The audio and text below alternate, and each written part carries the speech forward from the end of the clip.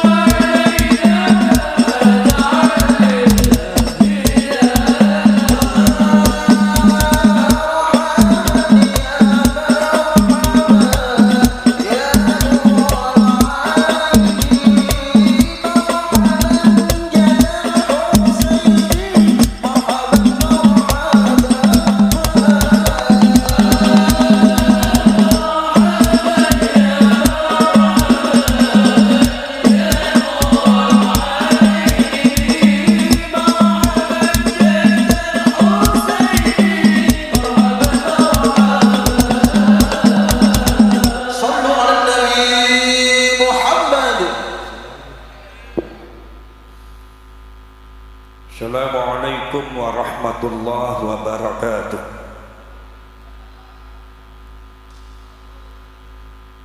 Hamdan wa syukran lillah wa salatan wa salaman ala sayyidina Rasulillah Muhammadin ibn Abdillah wa ala alihi wa ashabihi wa mawalah. La hawla wa la quwwata illa billah. Rabbi syrah li sadri wa yassir li amri wahlul 'uqdatam min lisani yafqahu qawli wa ba'd. Sugeng kondur ngangge Sayyid Zulfikar. Kula niku nek teng Sayyid Zulfikar mboten wantun kula niki Pak. Sebab piyambakan niku saking Sayyidina Hasan, kula saking Sayyidina Husain rayine. Dados niku Kang Mas kula niku nggih. Memang nek Sayyidina Hasan niku keturunanipun niku kebanyakan niku adalah larine mlebu niku teng keilmuan. Nek Sayyidina Husain biasane si politik niku Sayyidina Husain. Terus sing lok geroh niku Sayyidina Husain niku nek bagiane PWI nggih saking kula mawon. Dan nek Sayyidina Hasan ya selawatan mawon. Tapi ini nggih nyuwun sewu kula niku mboten wantun teng Kang Mas mboten wantun. Alhamdulillah wa syukurillah. Dalu menika kula kali panjenengan sedaya kempal rawuh dalam rangka adalah ikhtitamud dirasah pesantrenipun Gus Riyad. Mugi-mugi lare santrine dipun paringi barokah ilmu, selamat dunia akhirat, angsal barokah para ulama para kiai. Allahumma amin ya rabbal alamin.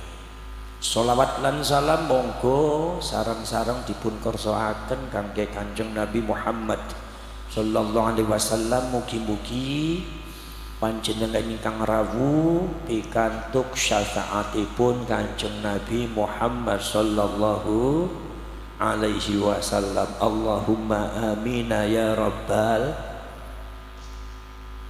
Panjenengan sampun ngantuk napa dereng? Dereng ngantuk? Kiyat ngantos subuh napa mboten? Kiyat napa mboten? Panjenengan sing kiyat kula sing minggat mangke. Sing penting kula rawuh teng mriki alhamdulillah dirawuhi dumateng gubernur yang mewakilinya, Pak Bupati atau yang mewakilinya termasuk Pak Dandim, Pak Kapolres. Kula bersyukur lan para ulama para kiai niki bersatu dumateng malam ini. Maksudnya adalah untuk menunjukkan bahwa perjuangan Wali Songo dan Laskar Sabilillah ini adalah merupakan perjuangan kebangsaan. Dirawuhi dumateng para ulama dan pengurus NU Banser, ini menunjukkan bahwa perjuangan Wali Songo dan Laskar Sabilillah adalah perjuangan ke-NU-an. Kina mboten? Ono sing takon teng kula, Gus, kenapa kalau perjuangan ke-NU-an kenapa tidak cukup NU saja? Kenapa sampean membentuk PWI dan Laskar Sabilillah? Lah para syirek para dulu sebuah fakta yang tidak bisa dibantah bahwasannya teng NU niku kathah nahdiyin ingkang muhibbin dumateng habaib. Dinapa mboten? Lah iki sing makin rodo angel, sedangkan beberapa fakta yang sudah ditemukan bahwasannya pembelokan sejarah, penundukan yang dilakukan oleh orang-orang ya selama ini ingkang wonten dumateng Indonesia, penyelewengan data-data sejarah, bahkan doktrinasi atas nama agama yang tidak benar yang diterima dan korbannya kebanyakan orang-orang NU niki kebetulan dilakukan oleh kaum Ba'alwi, oknum habaib sing ora bener. Lah akhirnya para sedulur, karena sebagian daripada orang-orang NU iku adalah muhibbin dumateng habaib, akhirnya NU secara organisasi dan masyarakat pun boten wantun tegas di dalam masalah ini. Maka dari itu ini perlunya dibentuk satu barisan, dikumpulkan warga NU sing wani, warga NU yang berani, warga NU yang siap berjuang untuk bangsa, warga NU yang siap berjuang untuk negara, untuk agama, untuk ulama, termasuk untuk NU dan untuk leluhur, dikumpulkan dalam satu perjuangan Wali Songo Indonesia. Laskare disebutnya Laskar Sabilillah. Jadi insya Allah niku piantun-piantun yang menjadi Laskar Sabilillah ini adalah generasi Nahdlatul Ulama yang berani dan siap bertempur dengan siapapun. Kenapa mboten? Insya Allah para ulama, para kiai yang masuk di dalam perjuangan Wali Songo Indonesia dan Laskar Sabilillah ini adalah warga NU yang berani secara tegas menolak pembelokan sejarah yang dilakukan oleh habaib, menolak daripada pembelokan situs-situs pemalsuan makam-makam dan situs-situs yang dilakukan oleh habaib, termasuk juga menolak doktrin habaib yang nyata-nyata bertentangan dengan agama, bertentangan dengan akidah, bertentangan dengan syariat, dan bertentangan dengan ajaran leluhur Nusantara sing disebut ajarannya Wali Songo. Kina pembadan niki sing wani iki kumpule ning PWI, sing wani iki kumpule dumateng Laskar Sabilillah. Milo syaratnya dadi Laskar Sabilillah syaratnya mung setunggal, apa ya wani, sing ora wani gak usah melu. Kenapa mboten? Kenapa mboten? Jadi para sedherek, para sedulur, Maka dari itu, dari sejarah pendirian daripada PWI dan Laskar Sabilillah, maka kita bisa menyatakan bahwa PWI dan Laskar Sabilillah itu bukan tandingannya NU, itu bukan berseteru dengan NU. Laskar Sabilillah ini adalah proses justru semuanya adalah warga Nahdlatul, dan untuk memperjuangkan ke-NU-an, sebab fakta sejarah sementara ini yang berkaitan dengan pergerakan Ba'alwi dan Habaib ini banyak dirugikannya adalah orang-orang Lah kenapa orang Muhammadiyah, orang anak korban wong Muhammadiyah? Karena di Muhammadiyahnya nggak ada Habaib. Habaib itu kumpulan yang wong NU kabeh. Gini apa mboten?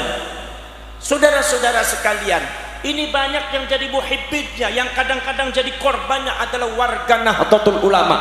Maka dari itu saudara-saudara sekalian, banyak korbannya orang-orang NU. Makanya orang-orang NU, para syekh Rasul yang kerap kadang-kadang datang kepada saya, itu adalah orang-orang NU yang sadar terhadap doktrin-doktrin sing ora bener. Contohnya nopo? Doktrin barokah, doktrin barokah dan syafaah. Kula kali panjenengan iki masyarakat Sragen sedang menghadapi satu klan di mana klan itu mengglorifikasi diri sendiri. Glorifikasi ngertos napa mboten? Paham napa mboten? Gak ngerti? Ya wis gak usah dipikiri kari dirokne mawon. Gini apa mboten? Glorifikasi itu adalah satu klan Ba'alwi yang mensucikan dirinya sendiri, seolah-olah klan Ba'alwi itu lebih tinggi daripada rakyat Indonesia, seolah-olah kiai mereka lebih hebat daripada kiai Indonesia, seolah-olah leluhur mereka lebih hebat daripada leluhur Indonesia, seolah-olah peradaban mereka lebih hebat daripada peradaban Indonesia, seolah-olah mereka itu adalah barisan orang-orang yang suci, seperti hanya barisan para malaikat yang tidak boleh ditentang, yang tidak boleh dikritik, sing ora oleh dilukai dengan satu doktrin. Siapa saja yang melukai, siapa saja yang menyakiti Habib, berarti tidak akan mendapatkan syafaatnya Rasulullah. Di sini maka masyarakat Jawa, masyarakat Indonesia dibutakan dengan doktrin-doktrin yang sangat menyesatkan. Gini apa mboten? Lah semeniko panjenengan tidak usah takut. Apa sebabnya? Sebab data empiris sejarah sudah dibuktikan oleh Ki Imaduddin Al-Bantani. Bukan sekedar Ki Imaduddin Al-Bantani saja, tetapi juga para ulama zaman dahulu, termasuk Syarif Aun Rafiq, seorang raja abad ke-13, Raja Hijaz, itu sudah menyatakan bahwa kaum Ba'alwi sing disebut mari wong sagene Habib itu bukan cucunya Rasulullah, nasabnya nasab palsu. Paham napa mboten? Paham napa mboten? Kupinge bolong napa mboten? Bolong napa mboten? Ini tentunya berdasarkan kajian data, bukan berdasarkan kajian sembarangan. Datanya diambil, ilmu nasabnya dipelajari, bukan sekedar oleh kiai kita, Kiai Imaduddin Al-Bantani, tetapi ini sudah banyak, termasuk Syarif Audah dari Mesir menyatakan bahwa nasabnya Ba'alwi itu batal. Disebutnya nasabnya adalah batilun ghairu sahihin, wis batal gak bener sisan. Banyak pencangkokan nasab, banyak orang-orang yang disebutkan di dalam nasabnya diduga itu adalah tidak ada jeluntrungnya. Jare bahasa intelektualnya historis, ning jeluntunge gak ono. Maka dari itu para sepro-pros, ini data-data sejarah Pak, termasuk Syarif Audah, termasuk juga Nakobatul Ashraf yang ada di Irak, Nakobatul Ashraf yang ada di Jordan, yang terakhir kali adalah Syarif Samsuddin Syarafuddin yang ada dari Yamannya sendiri, mengatakan bahwasanya nasab daripada Ba'alwi itu nasabnya nasab palsu. Mereka mengklaim dirinya sebagai cucunya Rasulullah dengan mencangkokkan nasab dugi dumateng Kanjeng Nabi, dugi dumateng Said Ahmad Al-Muhajir, dan itu ternyata sejarah gak ono. Bahkan semua mencangkolkan nasab dumateng Kanjeng Nabi, tujuannya sudah tujuan tidak benar, yaitu adalah tujuan politik, menguasai Yaman, menguasai Hadramaut, dan datang di Indonesia dengan framing judul Kanjeng Nabi ingin menguasai Indonesia. Maka di sini rakyat Sragen harus segera bergerak. Siap napa mboten? Siap napa mboten? Siap napa mboten? Iki milu wong Jawa aja kalah kabari wong Yaman. Wong Jawa, generasi Jawa jangan kalah dengan generasi Hadramaut. Nggih napa mboten? Jadi para syarif para sedulur, niki fakta sejarah. Fakta sejarah bahwa mereka itu mendoktrin rakyat Indonesia wis gak bener. Gak bener pripun? Contohnya kados ngenten, Mbah buyute nyong, mbah buyute aku iku bisa memadamkan api neraka jahanam. Lho nyong arep takon wong Sragen, percaya napa boten sampean? Percaya apa tidak? Kalau ada seorang habib katanya bisa memadamkan api neraka jahanam, percaya apa tidak orang Sragen? Berarti jelas ini batil apa boten? Atas nama karomah, atas nama barokah, tapi batil, gak bener ini. Gini apa mboten? Gini apa mboten? Sampai mau percaya apa mboten? Para syarif, para sedulur sedaya bawon, ada lagi sekarang sudah merebut daripada peran kewalian, seolah-olah al-faqih al-muqaddam yang disebut Habib Muhammad Ali Ba'alwi niku para syarif para sing disebut faqih muqaddam itu katanya lebih hebat daripada Syekh Abdul Qadir Al-Jailani. Ini framing mereka dalam rangka menundukkan orang Indonesia, dalam rangka menundukkan rakyat Indonesia. Sebab rakyat Indonesia dari dulu ketika panjenengan kabeh niku mempelajari Wali Songo sudah ditanamkan satu doktrin keagamaan bahwasanya anggene Fatihah setunggal teng Kanjeng Nabi, nomor kali teng sahabat, tabiin dan tabiin selajenge Fatihah dumateng Sultanul Aulia Syekh Abdul Qadir. Betapa yang namanya pelajaran kita Syekh Abdul Qadir Al-Jalani, masyarakat Sragen diwaca niku manakiban kawit zaman kemien, ya hadiyu ya alim ya khabiru ya mubin alal kafi salatullah ala syafi salamullah. Gini apa mboten? Ibadallah rijalallah itu sudah melekat dumateng lisane masyarakat Jawa Tengah sedaya. Iki teko Ba'alwi niku arep dirobah, badhe dirobah, mau dirobah seolah-olah ada orang yang lebih hebat daripada Syekh Abdul Qadir Al-Jailani sama mbah buyut mereka yang namanya Al-Faqih Muqaddam. Nyuwun sewu, Faqih Muqaddam niku para syarif para sedulur berdasarkan data sejarah di framingnya adalah sebagai orang yang lebih hebat ketimbang Imam Syafi'i. Tapi Faqih Muqaddam itu orangnya tawadhu, makanya mengikuti mazhab Syafi'i. Katanya seperti itu, katanya bahwa yang namanya Faqih Muqaddam itu adalah seorang mujtahid, seorang yang istimewa, seorang waliullah, tidak ada tandingnya dari mulai sekarang sampai zaman akhir zaman. Betapa framing mereka sangat luar biasa, betapa doktrin mereka sangat merasuki yaitu adalah otak lan ati penggaline panjenengan sedaya. Boten kraos panjenengan itu dibius satu persatu menjadi orang yang mati suri. Para syarif para sedulur sedaya, setelah kita gali siapa Al-Faqih Muqaddam, ternyata di dalam Tabaqatul Ulama'i wal Fuqaha, di dalam sejarah para ulama fikih dan fuqaha yang ditulis oleh para ulama-ulama seluruh dunia niku tidak ada catatan seorang Faqih Muqaddam. Termasuk juga fuqaha dan para ulama ahli fikih Yaman juga tidak mencantumkan Faqih Muqaddam sebagai wong sing ahli fikih, wong sing ahli hadis orang mana. Ini menunjukkan bahwasannya Faqih Muqaddam itu tidak sebesar apa yang mereka ceritakan, tidak sebesar apa yang mereka doktrin dumateng masyarakat Sragen.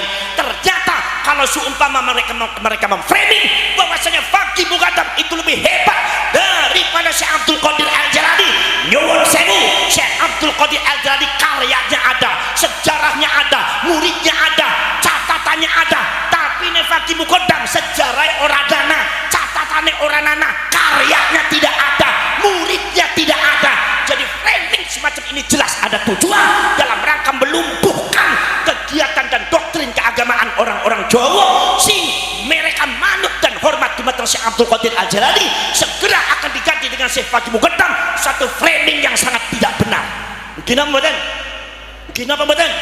Para sedherek para sedaya, bahkan ada catatan mengatakan bahwa Al-Fakih Muqaddam itu katanya itu di dalam catatan itu di antara muridnya, di antara gurunya adalah Imam Abu Madyan. Sopo Imam Abu Madyan iki? Imam Abu Madyan, kalau memang betul catatan sejarah Fakih Muqaddam adalah muridnya Imam Abu Madyan, masyarakat Sragen harus tahu bahwa Abu Madyan adalah muridnya Syekh Abdul Qadir Al-Jailani. Syekh Abdul Qadir Al-Jailani punya murid Abu Madyan. Abu Madyan punya murid Maulana, yaitu adalah Imam Muhammad Harazim. Imam Muhammad Harazim punya murid namanya Imam Muhammad Saleh. Imam Muhammad Saleh punya murid namanya Imam Abdul Hasan Ali bin Abdullah Asy-Syadzili, sing kagungan tarekat Syadziliyah.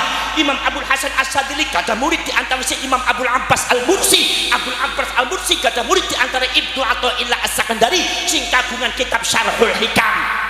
Syarhul Hikam niku dipun nadhemaken dhumateng Bayi Muslih Meranggen, mursid tarekat Qadiriyah Wanaksabandia saka Semarang. Nggih napa mboten?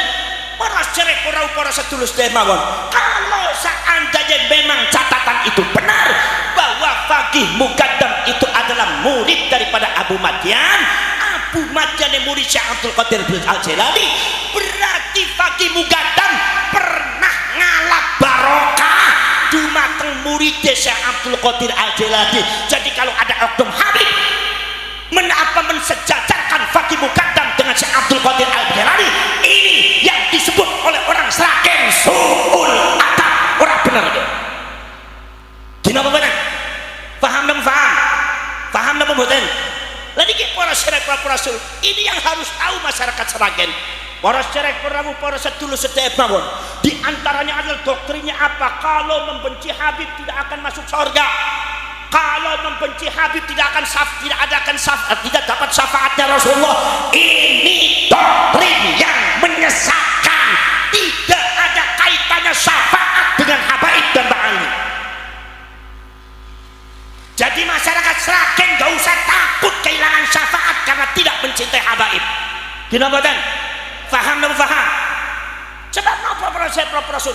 Kalau mereka menyitir ayat Al-Quran bahwa Gusti Allah Ta'ala ingin mensucikan Ahlul Bait, sampean ngerti bahwa Ahlul Bait di dalam Al-Quran dimaknai oleh Habib adalah Habib. Ini adalah penyelewengan makna gak bener. Yang dimaksud Ahlul Bait itu bukan habaib, sebab habaib itu bukan cucunya Rasulullah. Nek bukan cucunya Rasulullah, napa mali Ahlul Bait? Paham nggih? Jadi wong Sragen saiki wis gak usah takut. Gitu? Gak usah takut anggene seumpama wonten kamu kalau tidak mencari habaib berarti tidak akan dapat syafaatnya Rasulullah. Itu gak usah takut. Nek seumpama ngeyel kampleng siji-siji wong kaya kowe. Apa kowe? Nggih napa mboten, Bu? Nggih napa mboten? Oh, para sedherek para sedulur sedherek mawon. Ada lagi para sedherek para rasul. Mbah mereka itu katanya bisa mi'raj ning Gusti Allah Ta'ala 70 kali. Sampean harus paham, Kanjeng Nabi selama hidup mi'rajnya cuma sekali. Mbah mereka sampai 70 kali. Niki goroh napa ngapusi niki? Ngapusi napa goroh niki? Leres napa mboten sing kados ngoten? Masya Allah, ada malih, ada lagi yang mengatakan bahwa Al-Habib ini adalah bisa ngatur malaikat Israel. Malaikat Israel diatur nih Habib. Ini sejak kapan ceritanya muncul? Saya mau tanya, para ulama wali Sragen ini bisa ngatur malaikat Israel siapa? Lagi ono Habib jerono terus bisa ngatur malaikat Israel. Ngedabrus napa mboten? Panjenengane percaya napa mboten? Percaya napa mboten? Nang gene ketemu bari aku ora percaya, mau ketemu bari Habib percaya sampean. Wong gulune masyarakat Sragen susah wis bodol. Nganggut ning ngono manggut terus. Para sedherek para sedulur. cerita Al-Imam Abu Abdullah Muhammad bin Ismail Al-Bukhari. Imam Bukhari menceritakan satu cerita di mana riwayat ini juga diriwayatkan oleh Imam Tabrani, mengatakan nanti pada waktu akhir zaman, di hari akhirat itu nanti Rasulullah itu diberitahu oleh Imam Malik, diberitahu oleh malaikat Malik, ya Rasulullah, untuk napa malaikat Malik, umat panjenengan masih ada yang tersisa di neraka jahanam, cuma satu. Kanjeng Nabi kaget, rasa disamper bledek, buka si ngantuk gitu. Ngantuk napa mboten Bu? Ngantuk napa mboten? Nek ngaos kali kula ngantuk boten napa-napa, tilem ki boten napa-napa, sampai sak mangke nek bar pengajian masih ngantuk, mripate masih merem terus, gak usah digugat, digotong mawon teng kuburan sebelah mriku, beres gitu. Para para sedulur, Kanjeng Nabi dipun aturi dumateng malaikat Malik, ya Rasulullah, umat panjenengan niku taksi wonten dumateng neraka. Kanjeng Nabi rasa disamper bled. Masya Allah, Kanjeng Nabi nangis, ya Allah, sing leres niku malaikat Malik. Leres pinten? Setunggal. Kanjeng Nabi niku dumateng umat eman sayang luar biasa. Akhirnya Kanjeng Nabi ngendika, ya Malik, ya Zabaniyah, wahai Malik, wahai Zabaniyah, malaikat Zabaniyah, malaikat Malik, penjaga neraka, tolong keluarkan umat saya dari neraka jahanam. Tolong umat saya diantarkan kembali di timbangan amal, supaya nanti amal baiknya akan saya duduk sendiri, supaya amal baiknya lebih berat daripada amal buruknya. Kanjeng Nabi meminta kepada malaikat Malik supaya umatnya Rasulullah dikembalikan ke timbangan amalnya, dan Kanjeng Nabi akan duduk di amal baiknya, sehingga amal baiknya umatnya lebih berat daripada amal buruknya. Apa jawabnya malaikat? Kata jawabnya malaikat, ya Rasulullah, kalau cuma itu yang merentah panjenengan, nyuwun sewu, saya tidak bisa melakukan. Loh, kenapa? Sebab kami malaikat adalah yaf'aluna ma yu'marun, melakukan sesuatu apabila diperintah oleh Allah. Kalau itu bukan perintah Allah, kami tidak bisa melaksanakan. Kalau itu hanya perintah panjenengan. Akhirnya akhirnya Kanjeng Nabi matur dumateng Gusti Allah, nangis dumateng Gusti Allah, sujud dumateng Gusti Allah. Akhirnya Gusti Allah merintahkan malaikat, gue umat Muhammad, ambil segera ditaruh di timbangan amal, biar nanti Kanjeng Nabi Muhammad nanti akan duduk di amal baiknya, sehingga lebih berat daripada amal baiknya, dan segera dimasukkan di dalam surga. Artinya apa? Ketika malaikat Malik diminta oleh Rasulullah untuk ngambil umatnya, malaikat Malik menolak. Kenapa? Karena yang perintah adalah Rasulullah, bukan Allah. Ini menunjukkan dari hadis ini, Kanjeng Nabi saja tidak bisa ngatur malaikat. Loh iki ono Habib Sragen bisa ngatur malaikat, sokon piye? Ngedabrus napa mboten? Ngedabrus napa mboten? Le panjenengan percaya bre panjenengan mangke gadah torekot anyar napa torekot ngedabrus iya. Nggih napa mboten? Lah iki para sedherek, ini berdasarkan fakta sejarah. Kalau seumpama kula kali panjenengan kabeh para sedulur meluruskan sejarah di tanah Jawa itu sejak zamannya Belanda sudah dibelokkan. Bahkan saya mendengar saudara-saudara sekalian bahwa babat tanah Jawa pun itu atas dasar perintah Belanda, sehingga banyak cerita-cerita yang tidak benar, termasuk cerita tentang masalah sejarah Amangkurat I yang katanya itu membunuh 5.000 ulama yang suka kepada istrinya orang. Itu saudara-saudara, ini adalah cerita Belanda dalam rangka menumbuhkan, memframing negatif, membuat asumsi yang negatif terhadap tokoh-tokoh Indonesia. Untung Amangkurat I begitu meninggal dunia, Allah membuktikan jasadnya baunya wangi. Begitu dikubur, digali tanahnya wangi, sekitarnya bau wangi, yang menyaksikan bukan 1-2 orang, ribuan orang menyaksikan sampai 41 malam bau wangi, maka di Tegal di kuburannya disebutnya Tegalwangi, Tegal Arum. Allah yang membuktikan, Allah yang mengklarifikasi ini adalah orang soleh, ini adalah orang benar, tapi di framing oleh Belanda sangat jahat, sangat tidak benar, sehingga banyak panjenengan sedoyo salah paham dumateng Amangkurat I. Ini kehebatannya Amangkurat. Dan ini para sedulur terjadi juga proses setelah Belanda boten wonten, sejarah Indonesia dibelokkan oleh beberapa habaib. Katanya Indonesia tanpa habaib tidak bisa merdeka. Semacam ini benar apa salah? Indonesia katanya tanpa habaib tidak bisa merdeka. Ini orang Sragen harus tegas. Ini salah apa benar? Kalau sampean bilang salah, kenapa sampean diem?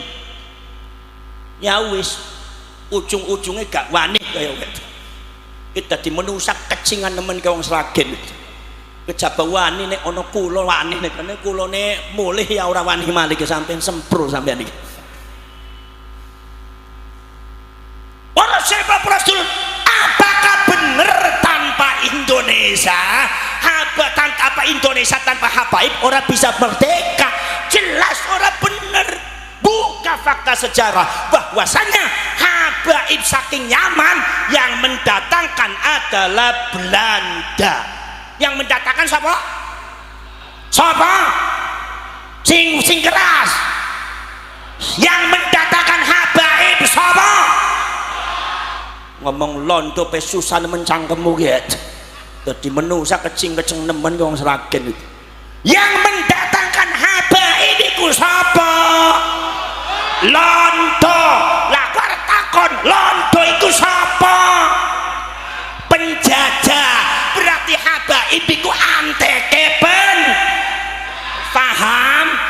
Kupinge bolong, ojo disumpeti. Gina mboten? Kadang-kadang susah kita masyarakat Sragen niku tengah jengan kulong gimangkut-mangkut tengah jengane Habib mangkut-mangkut mani kampleng siji-siji ya.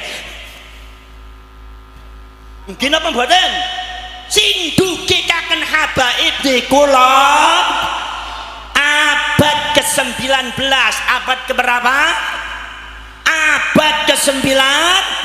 Mbah Hasyim Asy'ari sudah ada, Kyai Nawawi Banten wis ana, Mbah Yai Soleh Darat wis ana. Nggih. Lha iki para sedulur, sekarang mereka yang mendatangkan itu adalah Belanda. Sing Yaman dugi teng Indonesia ngangge napa? Ngangge kapal. Kapale sapa? Ya kapale Londo. Lo si kapale Londo bayar apa ora? Ora bayar, gratisan. Ribuan habaib diangkut dumateng Londo teko ning Indonesia niku ora bayar tapi gratis. Dan sebelum datang di Indonesia, Yahudi Yaman itu didatangkan oleh orang-orang Inggris adalah untuk menduduki Palestina. Jadi ada kaitannya pendudukan Palestina dengan pendudukan Indonesia. Maka saya mengingatkan, ketika Palestina nasibnya sangat tragis, awas Indonesia, hati-hati. Yahudi saking Yaman sudah datang di Indonesia, didatangkan oleh Belanda. Jangan sampai anak cucu kita bernasib sama dengan Palestina di tahun yang akan datang. Paham? Paham? Jadi ono PWI Laskar Sabilillah penting apa ora? Penting apa mboten? Penting apa mboten? Sebab Kiai NU ono sing wani, ono sing ora. Pengurus NU ne ono sing wani, ono sing ora. Ansore ono sing wani, ono sing ora. Muslimate ono sing wani, ono sing ora. Fatayate ono sing wani, sing ora. Bansere ono sing wani, ono sing ora. Lah sing wani-wani ki mlebu dumateng perjuangan Wali Songo Laskar Sabilillah, isiye wong NU sing wani. Paham? Paham mboten? Para sedulur, mereka didatangkan oleh Belanda sampai di sini buat apa? Mereka datang digratiskan oleh Belanda, diberi makan oleh Belanda selama perjalanan sampai di Indonesia. Mereka diberikan pekerjaan oleh Belanda, mereka diberikan tanah oleh Belanda, yang mana tanah itu adalah hasil daripada merampas tanahnya rakyat Indonesia, diberikan oleh mereka, yaitu kaum Ba'alwi, yaitu kaum Habaib. Paham? Setelah itu mereka kerja teng sinten teng Belanda. Seperti contohnya kapiten Belanda itu kebanyakan dari bangsa Ba'alwi. Ini orang Ba'alwi bangsa Yaman, masyayikh gitu. Sampian tinggali data sejarah, anak bangsa bin Yasa, anak bangsa Al-Jufri, anak bangsa Al-Qaf, anak bangsa As-Segaf, anak bangsa Ba'bud, anak bangsa bin Syekh Abu Bakar. Mereka menjadi kapiten dan pekerja dari Belanda, termasuk Habib Usman bin Yahya diangkat jadi mufti Belanda untuk Batavia. Paham? Nah, kalau seumpama mereka yang membawa adalah Belanda, genetika daripada Ba'alwi itu sama dengan Belanda, yaitu genetika Yahudi Askenazi, sama dengan Zionis genetika Yahudi Askenazi. Datang di Indonesia dijamin oleh Belanda, dikasih tanah oleh Belanda, dikasih pekerjaan oleh Belanda, dikasih penghidupan oleh Belanda. Kira-kira zamannya Belanda apa ikut bela Indonesia apa bela Londo? Bela Indonesia apa bela Londo? Ngomongnya sing keras, bela Indonesia apa bela Londo? Awas sih, aja sampai cangkemmu rubah ge.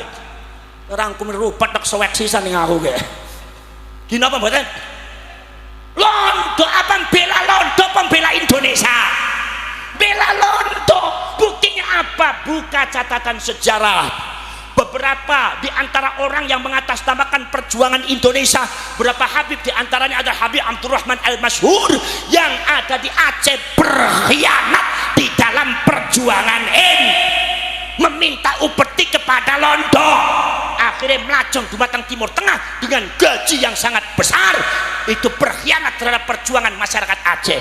Termasuk juga Usman bin Yahya, mufti yang dianggap diangkat mufti oleh Belanda, kerap kali memberikan fatwa melemahkan perjuangan ini. Pada waktu itu perjuangan kemerdekaan Indonesia dipimpin oleh ulama-ulama Torekoh, Mbah Yai Asnawi Kudus gitu, Mbah Yai Nawawi Banten, Syekh Ahmad Khatib bin Abdul Latif sing ana ning Minangkabau, Syekh Burhanuddin As-Sumatrani Sumatera Barat, ingkang wonten dumateng Aceh Syekh Abdul Rauf As-Singkil Aceh, ngantos dugi dumateng Surabaya, para lora-lora pada bujuk-bujuk ingkang wonten dumateng Madura niku seluruhnya Toreko Satoria, Toreko Qadiriyah, Toreko Naksabandia, Toreko Qadiriyah Naksabandia, Toreko Junaidiyah, Toreko Khalwadiyah, Toreko Sadiliyah, Toreko Tajijaniyah. Iki para serebrop Rasul, semua yang menggerakkan perjuangan rakyat Indonesia untuk melawan Belanda, itu adalah ulama Toreko. Maka ketika Belanda menghadapi perlawanan, yaitu adalah ulama-ulama Toreko yang sangat luar biasa, dengan pucuknya bomnya ada pada waktu perang Diponegoro 1825, di mana Diponegoro itu juga termasuk pengamal Torekot, ulama Torekot. Maka ini Belanda harus melumpuhkan ulama Torekot. Bagaimana caranya? Caranya meminta kepada Habib Usman bin Yahya untuk Habib Usman bin Yahya untuk mengeluarkan fatwa. Maka dikeluarkan fatwa dalam rangka mengendorkan perjuangan rakyat Indonesia, dalam rangka menghancurkan benteng rakyat Indonesia, dalam rangka menjauhkan rakyat Indonesia dengan para ulama. Apa fatwane? Fatwane adalah terus Habib Usman bin Yahya mengatakan ulama Toreko yang ada di Indonesia adalah sesat, itu jalannya setan dan iblis. Paham? Paham? Akhirnya sampai geger Cilegon terjadi, sampai geger sampai sing wonten Jogja, sampai geger wonten dumateng Surabaya Madura, sampai wonten dumateng Aceh Maluku. Napa sebabnya? Ulama Toreko dianggap sesat, oleh orang-orang Belanda yang mendukung Belanda, muhibbinnya Belanda, dan termasuk muhibbin Ba'alwi Habaib ketika itu akhirnya ngejar ulama tarekat se-Indonesia. Ulama tarekat banyak yang dibantai, banyak yang dibunuh, banyak korbannya ribuan ulama tarekat. Itu fatwanya Habib Utsman bin Yahya membunuh banyak ulama tarekat. Nih kayak gue berarti nih kayak Habib Utsman bin Yahya niku bela Indonesia apa bela Londo? Londo apa Indonesia? Si ono Habib sing ngomong kayak gue, anggene orang anak Habib Indonesia tidak merdeka. Sing udah kayak kampleng cangkeme sisan. Wani apa ora? Wani apa ora? Takoni jawabe gak tegas nemen yang rakyat. Dina mboten? Jelas ora bener, dina mboten? Para syarek, para sulur. Jadi para syarek, para sulur, kami bergerak, rakyat Indonesia bergerak, rawe-rawe rantas ijo royo, yaitu adalah malang-malang putung. Panjenengan rapatkan barisan, kemudian rapatkan barisan, segera derap daripada langkah kita disamakan. Ayo kalau kali panjenengan bentuk Laskar Sabilillah PWI seluruh Indonesia dari Sabang sampai Merauke untuk membentengi kita semua dari doktrin perlawanan terhadap orang-orang Ba'alwi sing ora bener iki. Paham napa mboten? Paham napa mboten? Para syarek, para sedulur, sampean kudu ngerti kejadian Indonesia tahun sekarang itu sama dengan kejadian Palestina tahun 45. Sampean ngerti pada waktu tahun 20 sampai tahun 46 terjadi eksodus besar-besaran, eksodus paham napa mboten? Gak paham meneh, susah ngomong kali wong Sragen iki gak paham terus. Eksodus paham napa mboten? Budalan paham nggih? Tiang-tiang niki saking Eropa itu diangkut dengan kapal-kapal Jerman mampir di Palestina, di pelabuhan Haifa. Setelah turun ternyata isinya kapal itu ratusan kapal. Ternyata kapal itu isinya adalah orang-orang yang lusuh, tampangannya lusuh, orangnya kurus-kurus. Ternyata mereka adalah bangsa Yahudi Askenazi, di mana yang di Eropanya diusir, di Jerman dibunuh oleh Hitler, yang lainnya nggak diterima. Masyarakat Eropa tidak menerima Yahudi Askenazi, suruh keluar dari bangsanya, suruh keluar dari negaranya. Maka akhirnya semua Yahudi Askenazi itu banyak yang keluar mampir di Palestina tahun 1945, dari mulai tahun 1920. Tambah kata. Pada waktu pertama kali datang, ribuan orang datang menggelar spanduk. Spanduknya langsung dibentangkan. Apa spanduknya isinya? Isinya adalah, wahai orang Palestina, kami di Eropa diusir, kami di Jerman dibantai, maka wahai masyarakat Palestina, jangan pupuskan harapan kami untuk menerima kami. Nyuwun sewu, masyarakat Palestina ku persis kaya wong Jawa. Jawa ne Arab niku Palestina. Anggah ungguhe mboten sekecuane penggaline niku sae. Akhirnya mereka diterima. Begitu sudah diterima, tambah banyak. Akhirnya ratusan ribu orang berdiam di Palestina. Masyarakat Eropa sudah mengingatkan, wahai masyarakat Palestina, kami mengusir mereka bukan tanpa alasan, kami mengusir mereka bukan sembarangan, tapi kami mengusir mereka dengan alasan yang kuat. Apa alasannya? Karena mereka itu adalah kumpulan dari orang-orang yang tidak benar, kumpulan daripada pembegal dan perampok negara. Di sana di negara kami berusaha untuk mendominasi, melecehkan suku-suku yang lain, meninggikan sukunya sendiri, menginjak daripada tokoh-tokoh kami, bahkan membelokkan sejarah-sejarah yang ada di Eropa, termasuk juga memalsukan situs-situs yang ada di Eropa, bahkan akhirnya menginjak-injak dan menanamkan doktrin-doktrin yang tidak benar di kalangan masyarakat Eropa. Wahai masyarakat Palestina, kata orang Eropa, Anda menerima tamu yang salah. Saya peringatkan kepada Anda harus hati-hati. Akhirnya para sedulur, pada waktu itu orang Palestina tidak mau mendengarkan orang Eropa nasihatnya. Akhirnya orang Yahudi Askenazi ditampi di Palestina. Satu persatu saudara-saudara sekalian mulai kumpul. Akhirnya tiba-tiba mereka mengadakan perayaan, kemudian mulai mendoktrin masyarakat supaya masyarakat menghormati mereka, kemudian mendoktrin masyarakat untuk melecehkan orang-orang Arab Palestina, seolah-olah bangsa Arab itu tidak ada artinya, seolah-olah bangsa Arab itu adalah sama dengan anjing, seolah-olah bangsa Arab di bawah mereka. Akhirnya pada tingkatan selanjutnya bukan sekedar sejarah yang dibelokkan, sejarah yang diklaim, tetapi pemalsuan makam, membuat makam palsu tahun 45-46, satu sejarah Palestina yang tidak mungkin bisa dihapus. Persis kaya ning Jawa, kaya ning Indonesia. Pemalsuan makamnya, pembelokan sejarahnya, framing bahwa mereka itu adalah seorang keluarga yang suci, tidak boleh disentuh dengan kesalahan. Saudara-saudara sekalian, akhirnya tiba-tiba mereka mengklaim daerah, bahwasanya daerah ini adalah daerahnya mbah kami, buktinya ada kuburannya.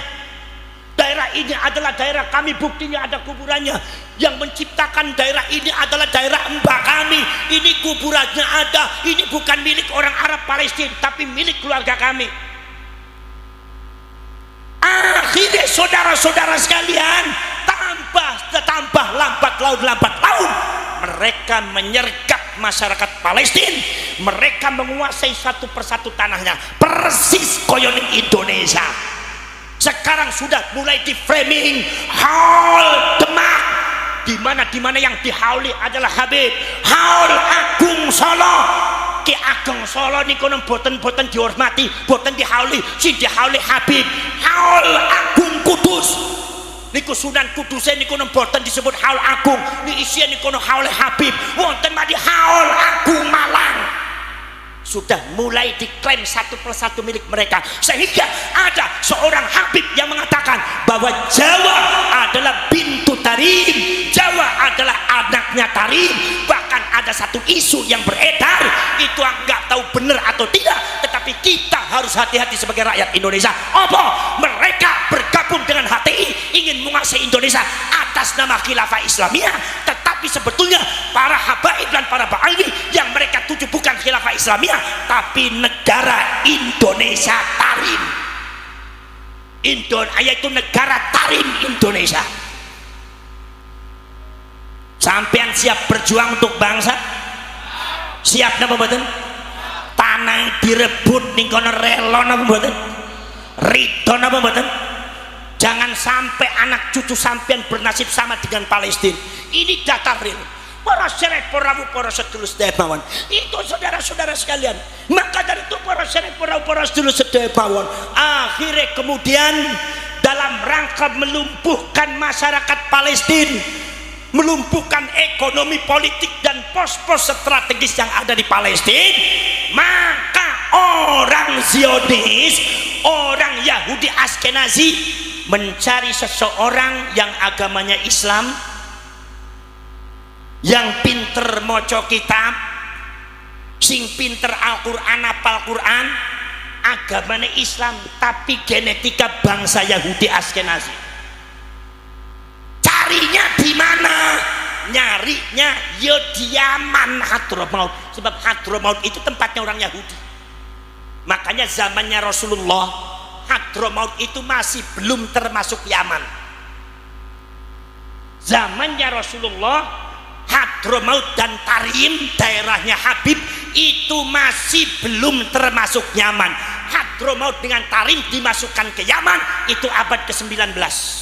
Jadi kalau Kanjeng Nabi donga, muga-muga Gusti Allah barokah Yaman, artinya bukan Hadramaut, karena zamannya Rasulullah Hadramaut dan Tarim bukan Yaman. Jadi ki Habib aja lho dalil kaya kowe, ora bener ya. Paham? Dan dihapusi terus ya. Mungkin apa mboten? Para syarif, para sedulur sedaya bangun niku akhirnya diambillah orang yang namanya Syekh Fadil Abdullah. Syekh Fadil Abdullah itu orang Yaman. genetika Yahudi, apal Quran, wonge pinter, alim, hatinya pinter, didatangkan oleh orang Zionis, agama Islam tapi fanatisme Zionisnya, fanatisme daripada Yahudinya lebih hebat daripada agamanya. Begitu didatangkan di Palestina, sedikit-sedikit itu namanya Syekh Fadil Amtullah mempengaruhi masyarakat, ngajar di masjid-masjid, ngajar tafsir, ngajar hadis, ngajar kitab-kitab. Begitu akhirnya muridnya tambah banyak sampai ribuan orang. Itu Syekh Fadil sampai disebut oleh orang-orang Palestina sebagai waliullah, kekasih Allah. Ketika melihat ke atas kelihatan arsy dan kelihatan Lauh Mahfuz, framing yang luar biasa sudah mulai dimainkan oleh orang Yahudi. Padahal dia itu Syekh Fadil Amtullah adalah mata-mata Zionis. Masya Allah, wirid zikirnya luar biasa, mengadakan istighosah untuk keselamatan Palestina luar biasa. Itu Syekh Fadil Amtullah, muridnya ribuan, muhibbinya ribuan, apal Quran sampai terakhir diangkat menjadi imam besar Masjidil Aqsa. Ngajinya teng Masjidil Aqsa, muridnya ribuan, disebut waliullah. Orang Palestina gak sadar kalau dia itu adalah mata-mata Zionis, mata-mata Yahudi Askenazi. Dan setelah generasi dan anak cucunya terjadi tragis seperti ini, orang yang paling bertanggung jawab dan orang yang paling berjasa di dalam menyengsarakan orang Palestina adalah Syekh Fadil Amtullah. Ini paling bahaya. Saudara-saudara sekalian, Syekh Fadil Amtullah menjadi mata-mata Yahudi Askenazi di Palestina lebih daripada 42 tahun tidak ketahuan. Dari tahun 46 sampai tahun 84. Begitu ada intrik dicurigai, di antaranya adalah para intelijen Mesir mencurigai. Begitu mencurigai, Syekh Fadil Amtullah langsung tutup semuanya, menutup diri. Dia langsung mengadakan pendekatan di kalangan militer, di kalangan kepolisian, sampai diangkat menjadi penasehat khusus militer dan kepolisian yang ada di Palestina dan ada di Mesir. Ini cerita mereka. Akhirnya mereka tidak tahu lagi siapa itu Syekh Fadil. Itu hebatnya Syekh Fadil Amtullah, bagaimana mengkamuflasekan dirinya sebagai pejuang. Di saat ceramah dia bicara Palestina, nasionalisme Palestina. Mari kita mujahidin fisabilillah, kita dukung, kita usir orang Yahudi. Mari kita bela, kita doakan kepada para mujahidin yang ada di Palestina supaya orang Yahudi diusir oleh Allah. Kalau bicara nasionalismenya setinggi langit, orang Palestina semua buta, dari barat sampai timur, dari utara sampai selatan, buta menganggap bahwasanya Syekh Fadil Amtullah adalah simbol daripada perjuangan rakyat Palestina. Ternyata beliau itu adalah orang yang paling berjasa menyengsarakan rakyat Palestina. Ya, melongone sampean ku melongo ngerti napa melongo keder sampean? Lah wong seragen melongo gawe keder aku sing delok. Keder napa keder? Keder napa keder?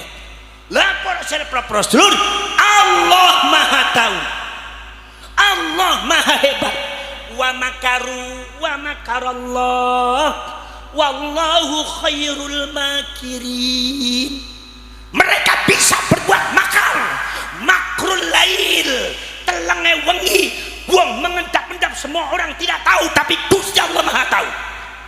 Allah buka semuanya, dan pada akhirnya tahun 84 ketahuan ternyata dia adalah mata-mata Yahudi Askenazi. Sejak tahun 46 dah ketahuan. Akhirnya begitu ketahuan, akhirnya dia dihukum gantung dan ditembak mati oleh tentara Palestina.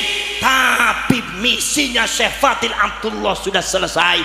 Misinya Syekh Fadil Amtullah sudah berhasil. Dengan jasanya Syekh Fadil Amtullah, maka orang Yahudi Zionis mampu menguasai ekonomi Palestina, mampu menguasai politik Palestina, mampu menguasai militer dan kepolisian Palestina, mampu menguasai sosial Palestina.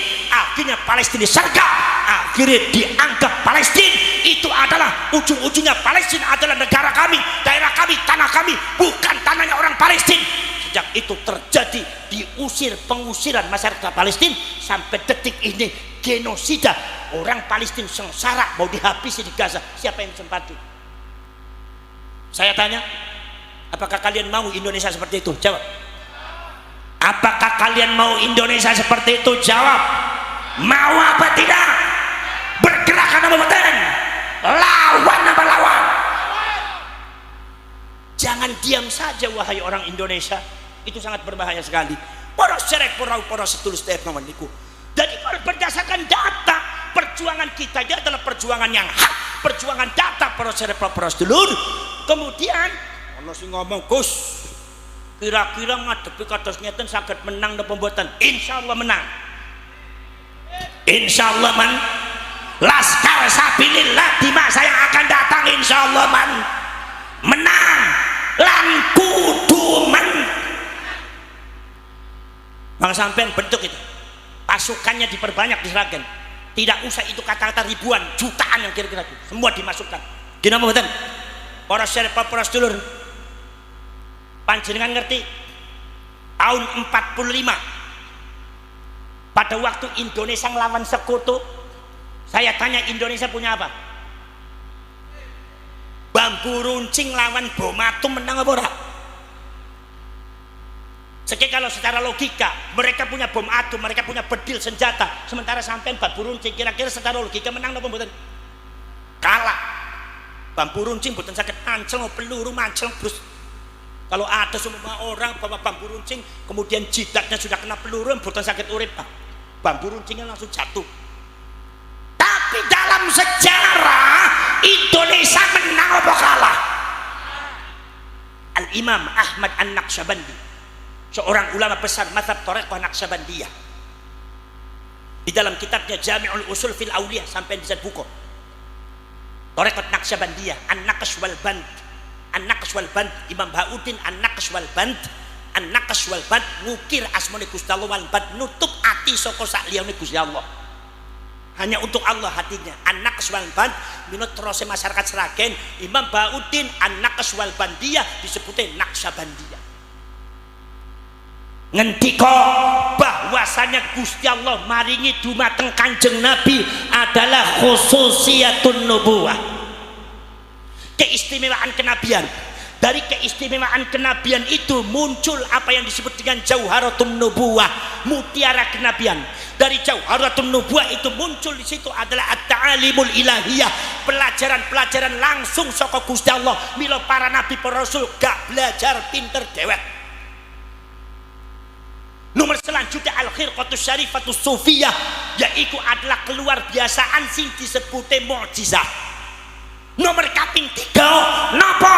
Medal napa sing disebut nusratum minallah, pertolongan saka Gusti. Nek wong gadah khususiyatun nubuwah jadi nabi jadi rasul, pertolongan dari Allah pasti datang. Artinya nabi rasul gak ene sing kalah menang kabeh, sebab nabi rasul kudu menang. Makanya sepanjang perjalanan nabi dengan rasul menang.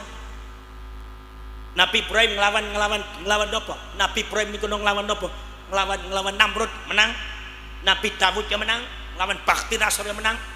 Nabi Musa bari Nabi Harun tiangin boten gadah nopo-nopo, tiang miskin melawan Fir'aun yang kekuatan hartanya sangat luar biasa, kekuatan politiknya sangat luar biasa, sosial politik dikuasai oleh Fir'aun.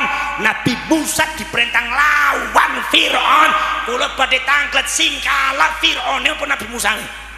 Fir'aun kalah. Sebab nopo? Sebab perkara sing hak iki ning injile wonten Gusti. Kanjeng Nabi niku menang terus. Nglawan penglawan musuh, ning perang Uhud menang, ning perang Badar menang, ning perang Hunain menang, ning Khaibar menang, nganti ning perang Sajene menang sedaya. Napa sebab? Sebab Gusti Allah ngendika, ya Muhammad tawajjah haitsu syi'ta fa innaka mansur. Teng welikat kana te wonten khatabun nubuwah, kira matek mendi Muhammad. Sesungguhnya kamu orang yang pasti dibela dan pasti ditolong, ngadepi sapa bae kowe menang. Mila Kanjeng Nabi niku gak iso kalah, gak pernah kalah Kanjeng Nabi. Mila Kanjeng Gusti Allah Taala nanti ngendika kepada Kanjeng Nabi, ya Muhammad bantu umatmu untuk jihad. Tapi kalau mereka tidak mau, nggak usah dipaksa. Di antara mereka ada yang banyak alasan, di antara mereka ada yang banyak takut, di antara mereka ada yang mikir-mikir, di antara mereka ada yang pemberani dan pejuang. Gak usah dipikir Muhammad, kalau sebab yang memenangkan kamu itu adalah aku Muhammad, bukan mereka. Umatmu arep maju arep ora, kowe tetap menang. Jangankan maju umat Muhammad, kowe madep sendirian Muhammad lawan mereka, tak menangke teng aku, tak menangke ning aku, akan saya menangkan kamu Muhammad. Itu menunjukkan Kanjeng Nabi kudu menang. Perkara sing hak iki mesnan, ja'al haqqu wa zahaqal batil innal batila kana. Jadi selagi Ba'ali berpatokan pada kebatilan, berarti mereka akan kalah. Kalau kita berpatokan pada yang hak, insya Allah kapanpun kita akan menang. Bila dibuktikan pada waktu zamannya sapa? Dina pembuatan zamannya sapa? Zamannya menapa Basim Asy'ari 45 melawan sekutu Belanda. Sing menang sapa? Sing menang sapa? Wa idza akhadallahu mitsaqan nabiyyin lama ataitukum min kitabin wa hikmah thumma ja'akum rasulun musaddiqun lima ma'akum latu'minun nabihi walatangsurunnah. Janji Allah walatangsurunnah, memerintahkan seluruh umat manusia supaya nolong Kanjeng Nabi. Nusratu minallah. Mila subhanallah bapak tuai sampean ngadepi londo niku modale napa? Modal nekat gitu. Nek londone sekutu kali Inggris bercampur, Amerika Jerman bercampur, pesawate bome bedil, bapak tuane sampean senjatane napa? Diparingi dumateng kyaine napa? Solawatan. Sholat. Basim Asy'ari ngendika menurunkan resolusi jihad. Mbak Abbas ya tampil, ya ayyuhan nadhiyun wahai wa ya ayyuhal mu'minun wal mu'minat infiru khifafan wa thiqalan wajahidu bi amwalikum wa anfusikum fi sabilillah. Rawe-rawe rantas ijo raya-raya, rapatkan barisan sing-singkan lengan baju. Lantas sekutu Inggris dari Amerika, Jerman, Belanda kumpul di Surabaya untuk melawan kita. Mari kita sing-singkan lengan baju seadanya di bawah panci para ulama, di bawah ridho Allah dan pertolongan Allah, lawan mereka demi untuk bangsa. Membela bangsa itu bagian daripada agama. Masya Allah bapak tuan sampean menyiapkan pasukan soko Surabaya. Siaplah, maju jalan.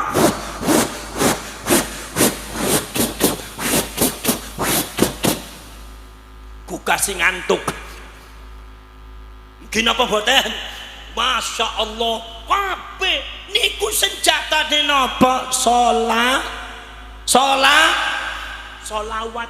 Anak fairun lil huda war rasyad unadi syabab al jihad ubidul khana wal hawa wal fasad wa amdi ilallahi min duni zat siwa taqwa rabbil yaumil ma'ad Aku pejuang agama dan bangsa, aku pejuang bentengnya ulama, aku pejuang Nahdlatul Ulama, ku panggil pemuda-pemudi bersama.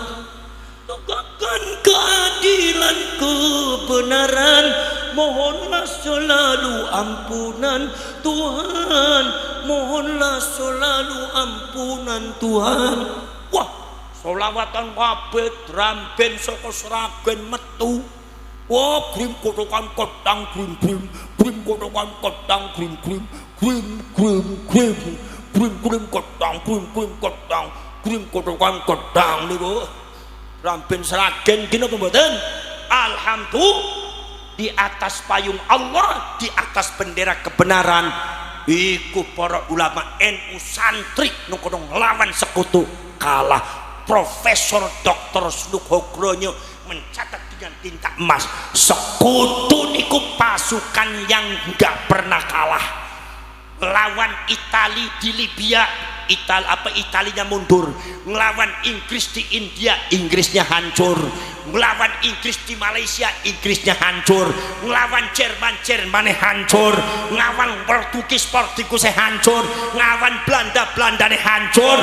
Ini sekutu kumpul semua. Amerika, Inggris, Jerman, Belanda, Portugis, semuanya kumpul melawan barisan para ulama. Tapi mereka kalah bertekuk lutut di kaum sarungan.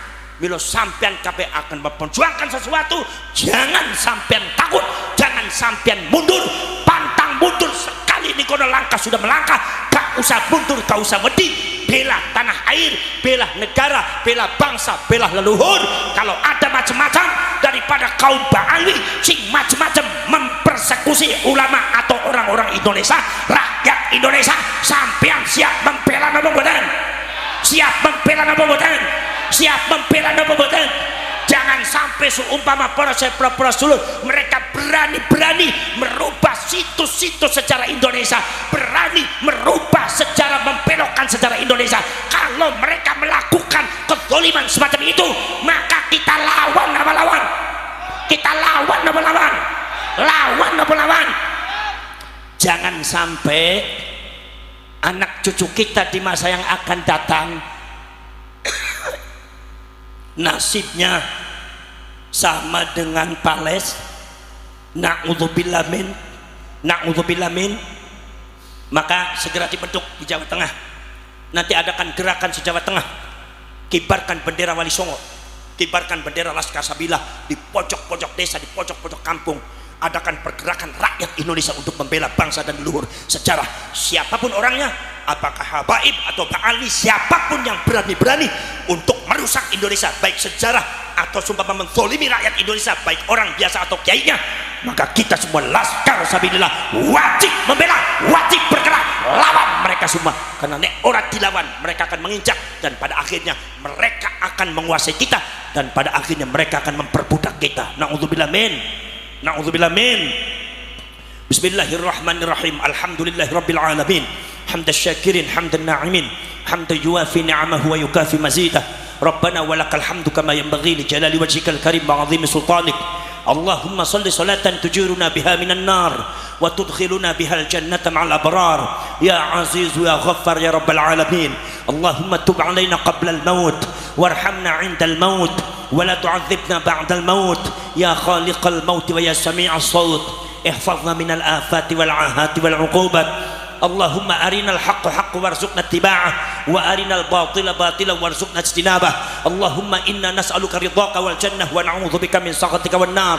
Allahumma ahsin 'aqibatana fil umuri kulliha wa ajirna min khizyid dunya wa 'adzabil akhirah. Allahumma la tusallit 'alaina bidhunubina man la yakhafuka wa la yarhamuna. Allahumma innaka 'afuwwun karim tuhibbul 'afwa fa'fu 'anna karim.